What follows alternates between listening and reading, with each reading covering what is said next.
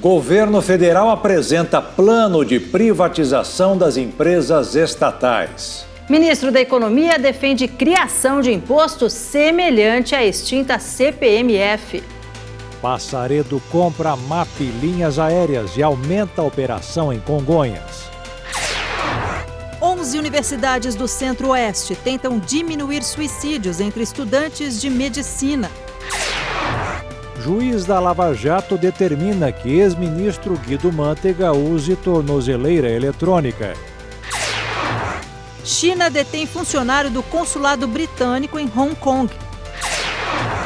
Adolescente invade escola e fere alunos com machado no Rio Grande do Sul. Instituto de Reabilitação de Pessoas com Deficiência promove Paralimpíada dos Pacientes. Agora no Jornal das 22.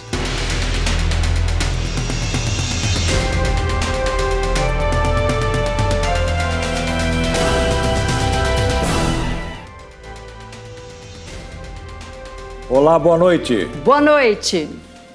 No final da tarde, durante a cerimônia para anunciar a lista das estatais que serão privatizadas, o governo afirmou que a Petrobras ainda não terá controle privado, pelo menos no que diz respeito ao refino. Mais cedo, durante rumores da desestatização, as ações da petroleira subiram 8%. Também no mercado financeiro, os papéis das estatais de energia Eletrobras e de telecomunicações Telebrás apresentaram fortes ganhos. O Ibovespa teve alta, recuperando o patamar de 101 mil pontos. Por enquanto, o governo anunciou 9 estatais. Entre elas estão os Correios. A reunião do Conselho do PPI, Programa de Parcerias de Investimentos, aconteceu no Palácio do Planalto. A imprensa aguardava o anúncio de 17 estatais, mas o secretário especial de Desestatização e Desenvolvimento do Ministério da Economia, Salim Matar Júnior, anunciou apenas 9.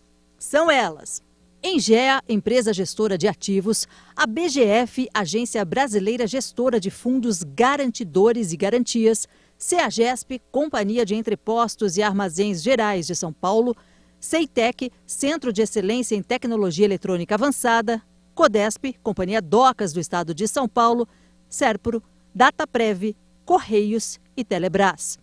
Também foram anunciadas outras companhias que já tinham a privatização aprovada: Casa da Moeda, CBTU, Companhia Brasileira de Trens Urbanos; Transurb, Empresa de Trens Urbanos de Porto Alegre; Ceasa Minas, Lotex e Codesa, Porto de São Sebastião.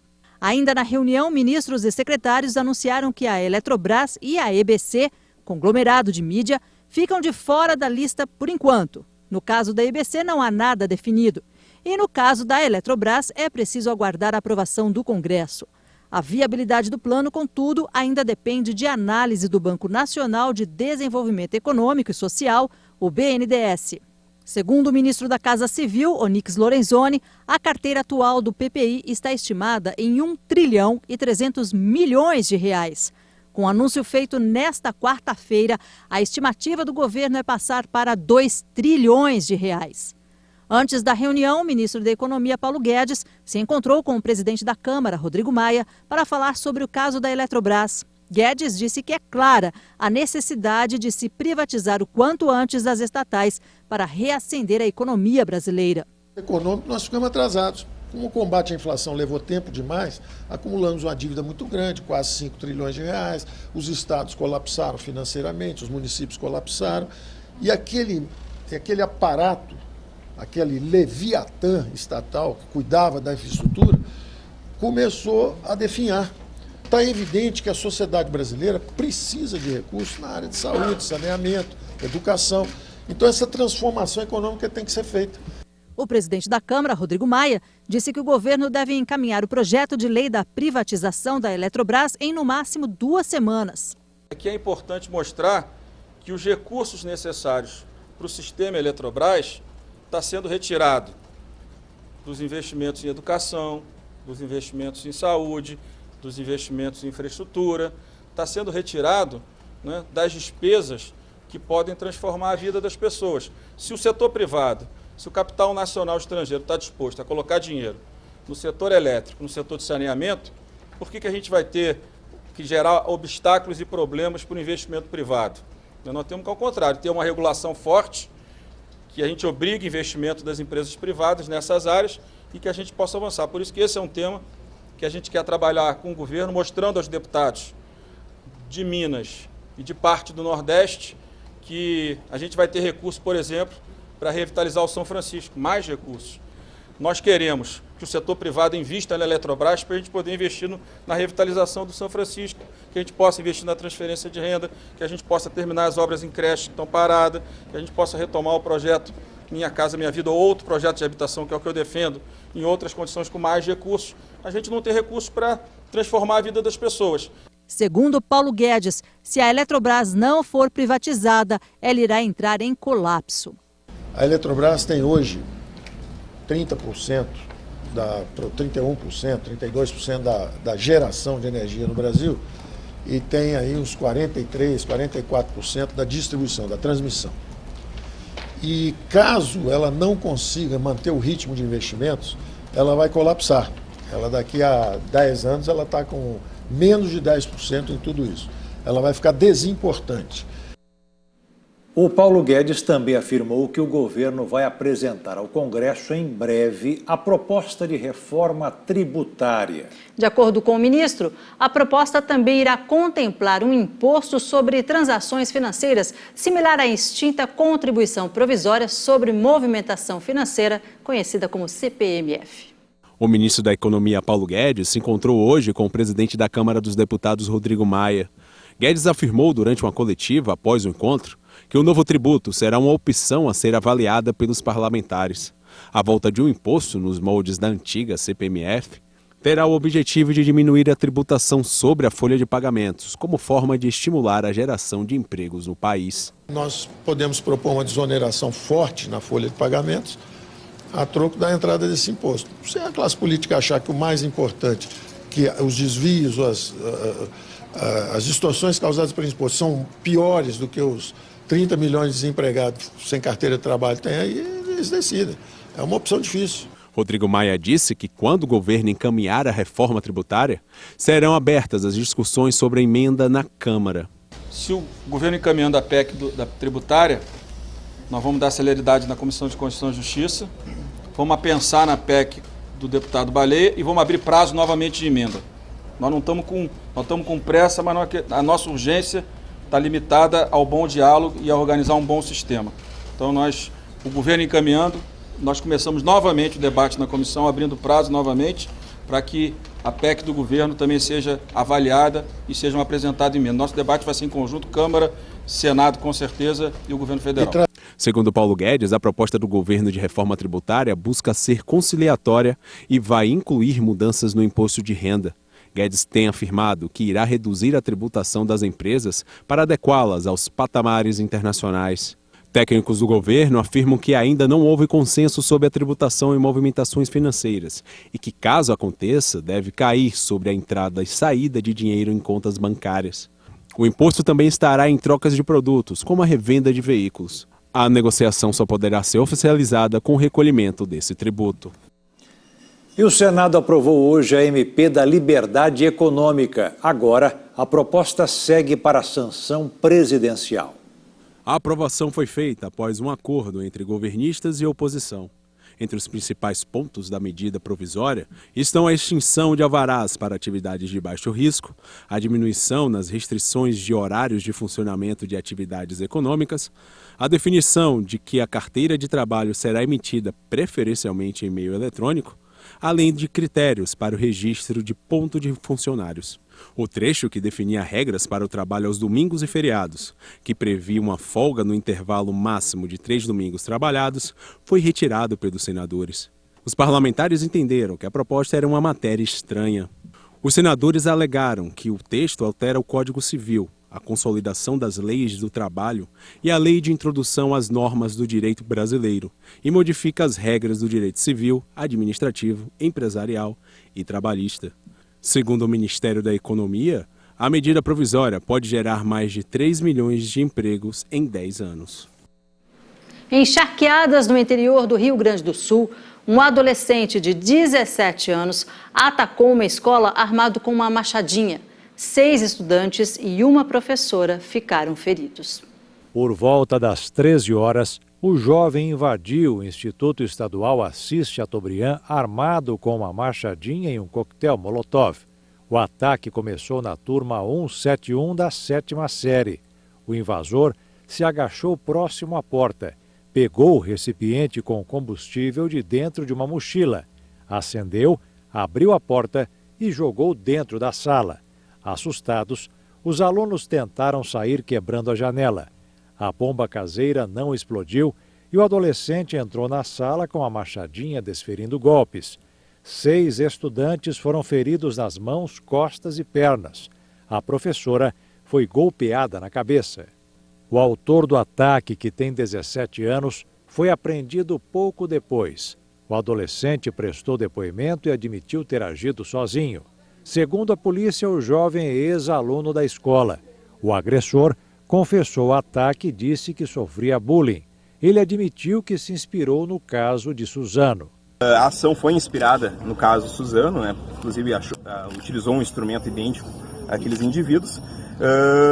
E ele armou tudo sozinho? Sim, sim. Não existe a participação de nenhum outro indivíduo nessa ação criminosa. Ele foi antes lá para já conhecer a escola? Ele já conhecia a ação. A irmã estuda na escola. Ele levava a irmã para acompanhar a rotina desse desafeto dele. O que vai acontecer com ele agora? Mas o desafeto estuda na escola ainda? Estuda na escola. Nós vamos apresentar ele ao Ministério Público da cidade da comarca de Charqueadas e eu creio que a doutora Daniela representará pela internação. E ele chegou a atingir com a machadinha o desafeto? Como é que ele atingiu os outros? Como é que foi isso? Ele ingressou nessa sala de aula achando que o desafeto estava no local e começou a desferir os golpes indistintamente.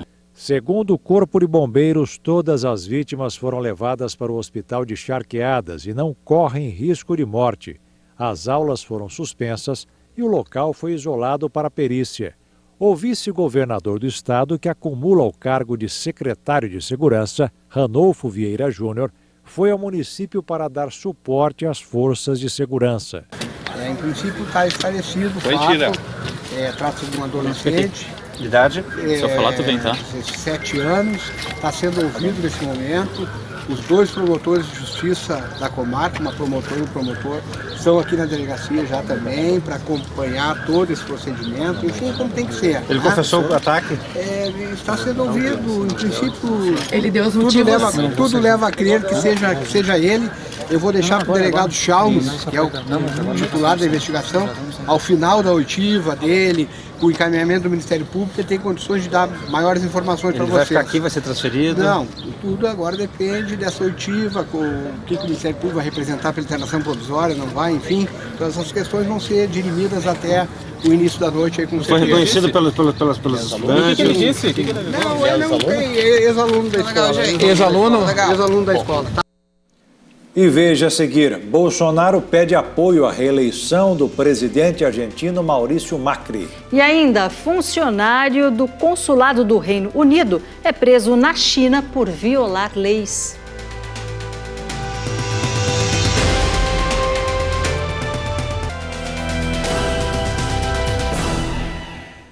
O presidente Jair Bolsonaro pediu hoje a empresários brasileiros o apoio à reeleição do presidente argentino Maurício Macri. Durante sua participação no Congresso Aço Brasil 2019 em Brasília, Bolsonaro mostrou preocupação com a eleição do candidato da oposição, Alberto Fernandes. Nas eleições primárias realizadas em 11 de agosto, Alberto Fernandes, que tem como vice a ex-presidente Cristina Kirchner, recebeu 47% dos votos. O atual presidente, Maurício Macri, ficou com 32%. Para o presidente Jair Bolsonaro, caso o candidato da esquerda argentina seja eleito, haverá resistência à abertura econômica do Mercosul e o recente acordo que o bloco fez com a União Europeia. Agora, a nossa preocupação também volta-se para a Argentina. Eu quero o argentino no Brasil como turista e não como refugiado.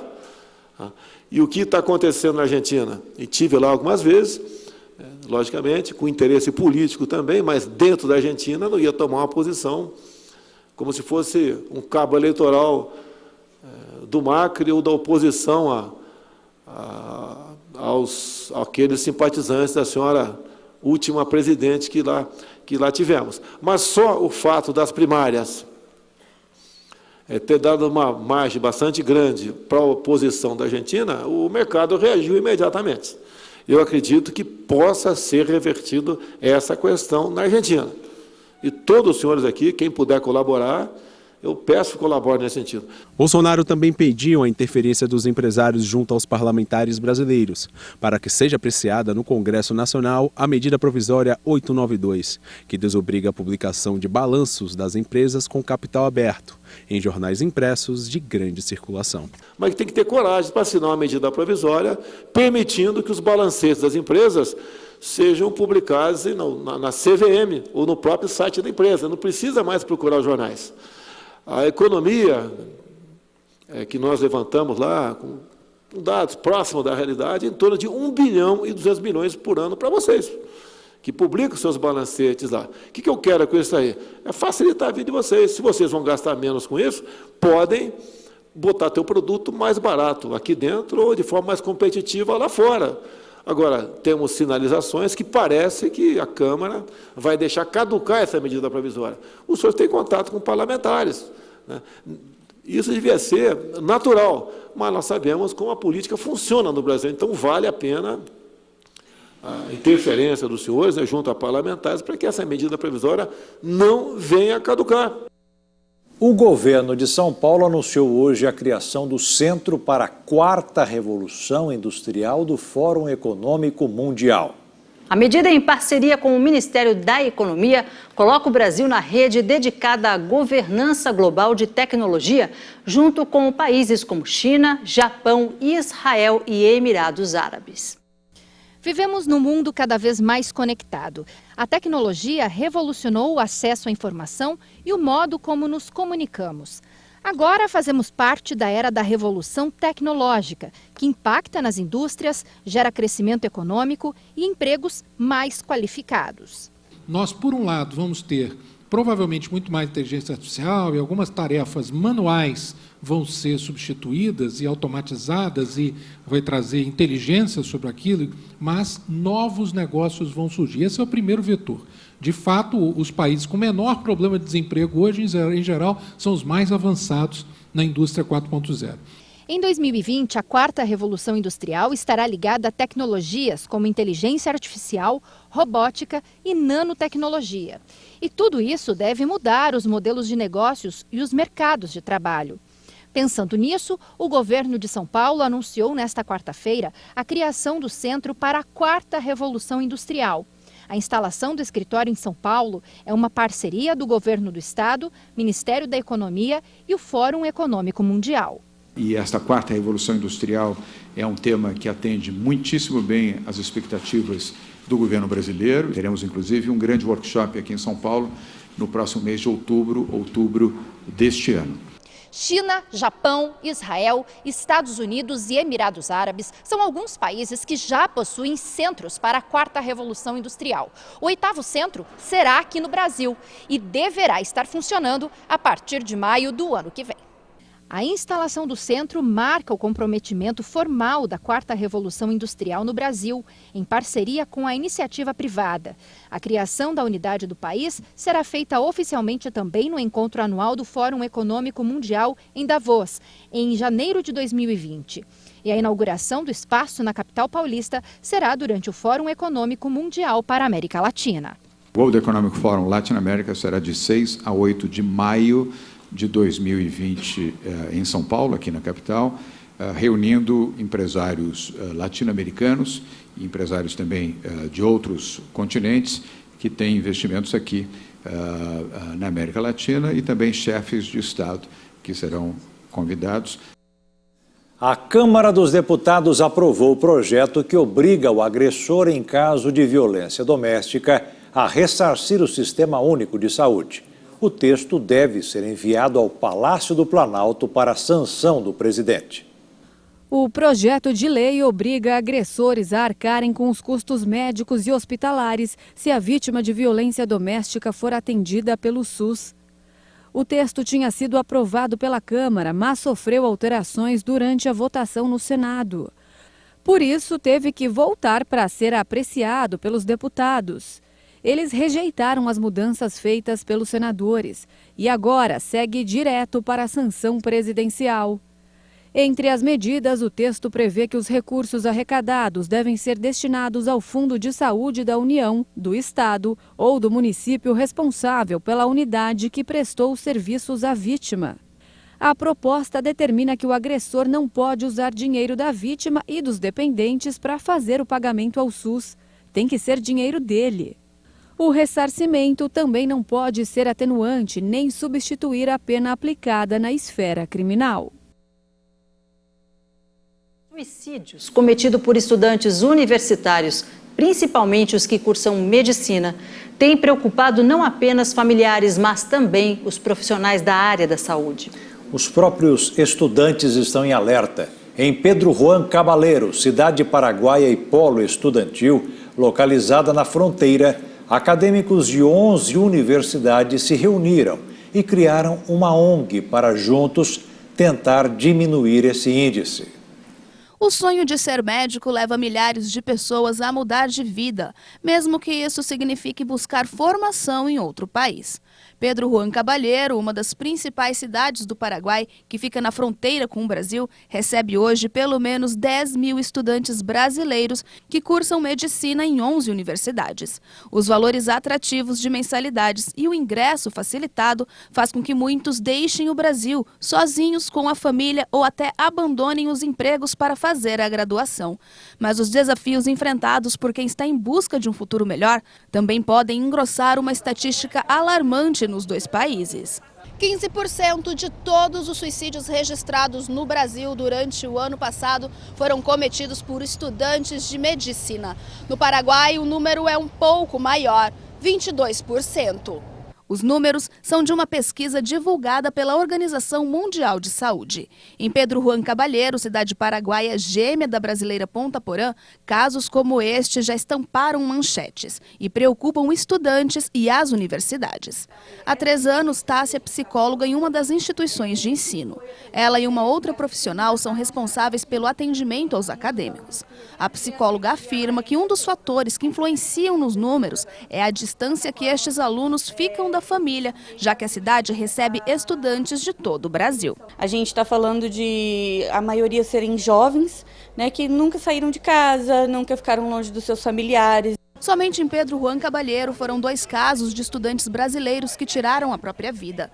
Segundo a psicóloga, uma das formas de reverter toda essa situação e outras situações de aflição dos universitários é investir em conscientização, além de apoio emocional. Aqui também, como no Brasil, a gente trabalha com a prevenção e juntando todas as universidades, estamos trabalhando e trabalhando com palestras, com conscientização, com prevenção, que saúde mental precisa ter um olhar diferenciado. Para superar os desafios, os próprios estudantes encontraram uma forma de oferecer apoio uns aos outros para encontrarem resiliência, criada por acadêmicos de medicina que estudam em Pedro Juan Cabaleiro. Quem coordena a equipe de apoio da ONG é a Ana Carolina. Enfermeira natural de Presidente Prudente, em São Paulo, ela está há 2 anos na fronteira, onde cursa medicina e nos conta como foi que surgiu a ideia de ajudar os colegas. Então, o ponto inicial, a ação inicial foi essa. Eu falei assim, vai ser uma ação que a gente não vai demandar de muito investimento econômico. A gente vai pedir o apoio das universidades e pedir que as universidades abram um espaço para que nós possamos fazer essa arrecadação. O objetivo é a prevenção, oferecer apoio a pessoas como a Aline, que busca o sonho de ser médica. Ela é técnica de enfermagem e largou toda a vida construída em Maceió para mudar-se com o marido e os filhos para Pedro Juan Cabaleiro. Há 2 anos na fronteira, ela passou por diversas dificuldades, até mesmo para alimentar a família. A Aline foi uma das primeiras acolhidas pela ONG. O ano passado foi um período bem apertado, tanto pelo clima, né, para quem sai de um ambiente climático que o frio chegar no mínimo 19 graus, lá em Maceió, chegar aqui e pegar uma negativa de 6, 7 graus. Ainda quando a ONG era idealizada, não chegou nem a ser alvo de formalizar. A ONG me ajudou tanto com agasalho. Não posso dizer que eu passei por momentos de escassez, mas eu passei por momentos de falta. Nós estamos aqui para fazer pelos alunos, para acolher as pessoas Então, todas as ajudas, todos que quiserem colaborar, todos que quiserem entrar nessa rede do bem serão extremamente bem-vindos. Sabe o que mais me motiva? É ser Médica Sem Fronteiras, é o que mais me motiva, desde que eu vim para cá. Então, vamos ver o que vai acontecer, que Deus vai preparando. E um funcionário do consulado do Reino Unido em Hong Kong foi detido pelo governo chinês por violar as leis do país. Segundo o ministro das Relações Exteriores da China, o funcionário do consulado do Reino Unido violou as leis do país. De acordo com as últimas informações que tive do departamento, essa pessoa que vocês mencionaram violou a lei de punições das autoridades de segurança pública da China. Ela foi colocada em detenção administrativa por 15 dias como punição pela polícia de Shenzhen. O Ministério Britânico das Relações Exteriores manifestou preocupação com as informações sobre a detenção. A polícia de Hong Kong confirmou a abertura de uma investigação por um caso de desaparecimento em 9 de agosto. O homem, identificado pela família como Simon Cheng, viajou em 8 de agosto a Shenzhen para uma reunião de negócios. O caso acontece em um momento de tensão entre Pequim e Londres pelas manifestações organizadas há mais de 2 meses na ex-colônia britânica. O porta-voz chinês acusou o governo britânico de atiçar as chamas dos protestos contra a influência de Pequim em Hong Kong. E veja a seguir, a Passaredo anuncia a compra da MAP Linhas Aéreas. E ainda no Mato Grosso do Sul, cresce o número de acidentes com escorpiões.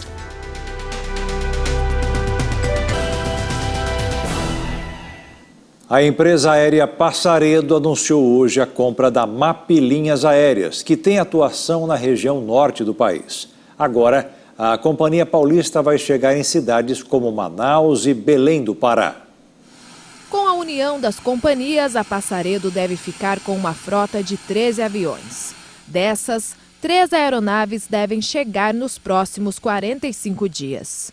Em nota, a companhia aérea disse que manterá todas as operações da MAP, assim como os postos de trabalho nas bases operacionais e na sede em Manaus. O plano de expansão da Passaredo prevê operações em cidades do Sudoeste e Centro-Oeste, além de novos destinos na região norte.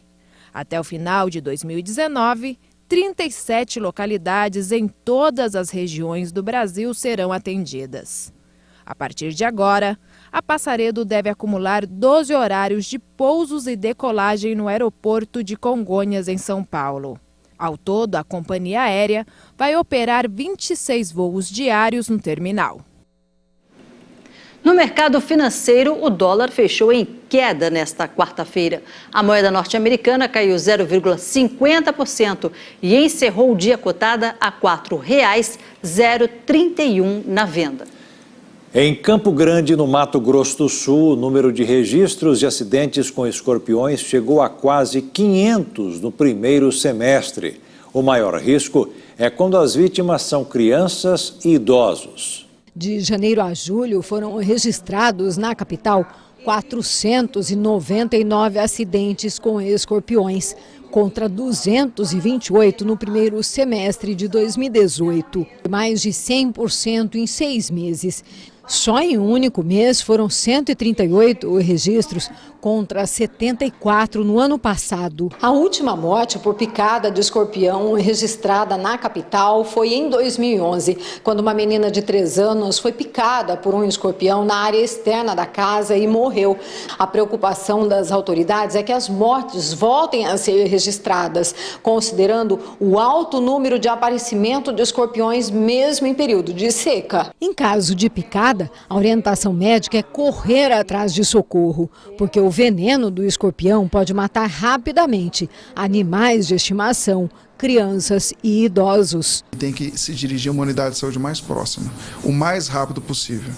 Independente dele ter plano de saúde ou não, se de repente ele mora perto de um posto de saúde, perto de uma UPA, ele tem que se dirigir o mais rápido possível. Porque principalmente crianças abaixo de 10 anos e idosos acima dos 60, que é o grupo de risco para a morte. No trato com escorpiões, a médica veterinária explica que é preciso evitar os produtos químicos e muito cuidado ao capturar capturar o animal peçonhento. Utilizar uma pá, um frasco de boca larga, para que possa virar um animal ali dentro sem contato diretamente na mão. Limpar os quintais é a melhor prevenção contra o aparecimento de escorpiões. Um quintal limpo, ele não evita somente o escorpião. Ele evita escorpião, o aparecimento de caramujos, aparecimento da local de criadouro propício para o mosquito da dengue. Após o presidente Donald Trump manifestar seu apoio, a Rússia se declarou disposta em avaliar um eventual retorno ao G8. O presidente americano Donald Trump sugeriu a retomada do antigo G8, o grupo dos 7 países mais desenvolvidos e a Rússia. Um dia depois, nesta quarta-feira, Moscou se declarou disposta a examinar um eventual retorno. Mas os líderes da Alemanha e do Reino Unido consideram o projeto prematuro. A Rússia foi afastada do grupo após invadir a Crimeia em 2014.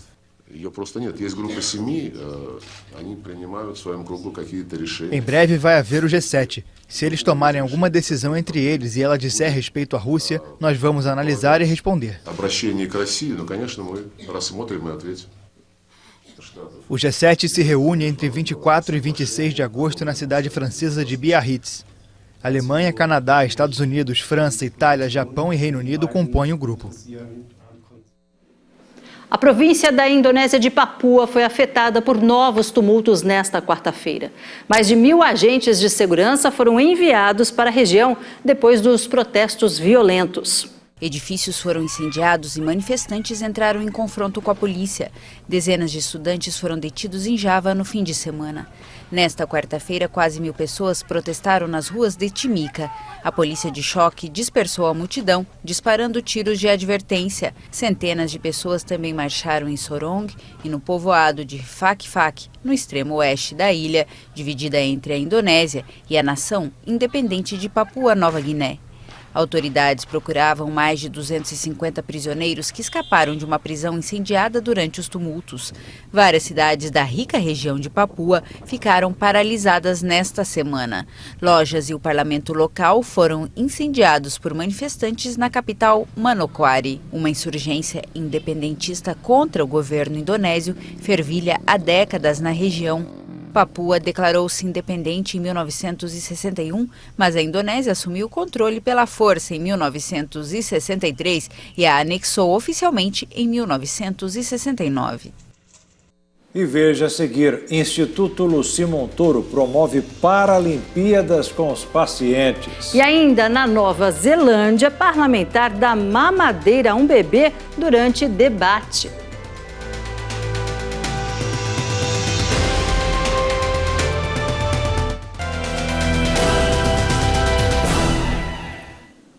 No Mato Grosso do Sul, uma pessoa morreu em um acidente envolvendo 2 carretas na BR-163, região de Carapó. Uma colisão frontal entre 2 carretas vitimou Anderson Jetner, sobrinho de 22 anos, morador no distrito de Cristalina, em Carapó. Ele conduzia este caminhão carregado com milho, que bateu de frente com uma carreta bicaçamba com placas de Curitiba, Paraná, conduzida por José Luiz da Silva Rosa, de 49 anos. Com o impacto da batida, o caminhão de Anderson rodou na pista. Ele seguia sentido Dourados, Carapó. O acidente ocorreu na manhã de hoje na BR-163 em Carapó. Anderson morreu no local, prensado entre as ferragens da cabine do caminhão. Já José Luiz foi socorrido em estado grave para o Hospital da Vida em Dourados. Outra carreta com placas de Esteio do Rio Grande do Sul, que seguia atrás, bateu no caminhão, mas o motorista não sofreu ferimentos. Uma 4ª carreta saiu da pista para não bater nos caminhões. O presidente Jair Bolsonaro disse que o governo busca várias alternativas para que as queimadas não aumentem no país. O Brasil registrou só este ano 72 mil focos de incêndio. A metade deles foi na Amazônia.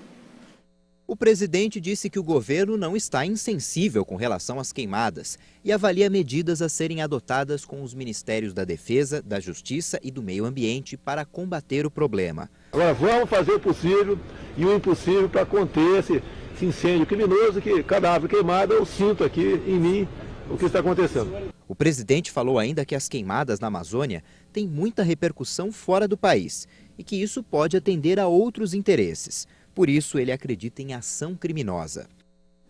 Uma imagem inusitada chamou a atenção no parlamento da Nova Zelândia.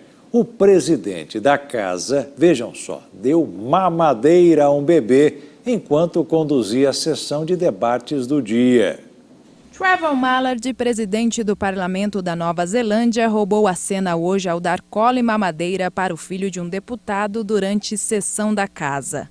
O parlamentar tinha acabado de voltar da licença paternidade e levou o bebê recém-nascido para o trabalho, que foi acolhido com muita alegria pelo presidente. Trevor, que é pai de 3 filhos, mostrou como cuidar de uma criança.